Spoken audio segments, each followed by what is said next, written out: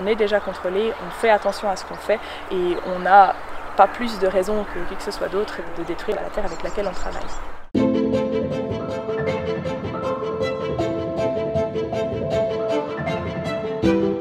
Je m'appelle Marie Bourquin, je suis actuellement en CFC agricole à l'école des métiers de la terre et de la nature à Cernay. Et c'est ma deuxième formation, j'étais avant enseignante primaire. Si j'ai commencé cette deuxième formation, c'est pour pouvoir reprendre le domaine après mon père. Et puis idéalement pouvoir lier le métier de l'enseignant et le métier de l'agricultrice. Notre domaine est essentiellement composé de grandes cultures, on fait des céréales, du maïs et puis du colza.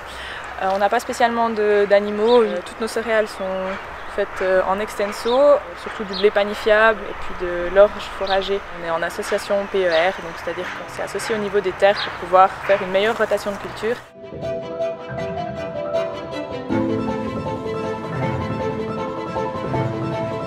Sur notre exploitation, on a un peu plus du double des compensations écologiques nécessaires, on va dire. Ici, par exemple, on est sur un verger. Ils ont planté tout un panel d'arbres fruitiers qu'ils entretiennent chaque année. On a aussi mis plusieurs nichoirs sur la parcelle, toujours pour cette biodiversité.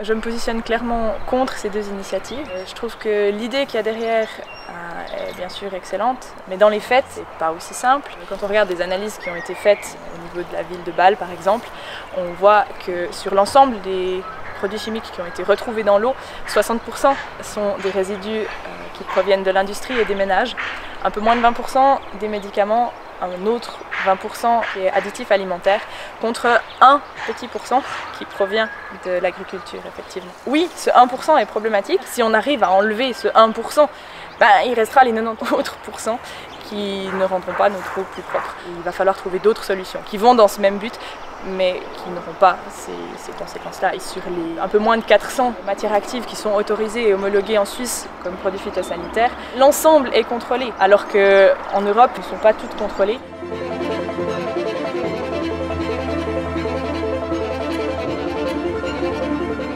On ne serait pas forcément les plus touchés par ces initiatives si elles passaient, parce qu'on utilise déjà peu de produits phytosanitaires. Le problème qu'on aurait, nous, c'est qu'on n'a pas de bétail, donc on n'aurait pas la possibilité de mettre de fumier ou de lisier dans nos champs et donc de fertiliser de manière naturelle. Ça veut dire appauvrissement de la terre aussi. On ne pourrait plus mettre de colza, donc au niveau ravageur que maladie, parce que ça n'en vaudrait pas la peine, les risques seraient trop grands.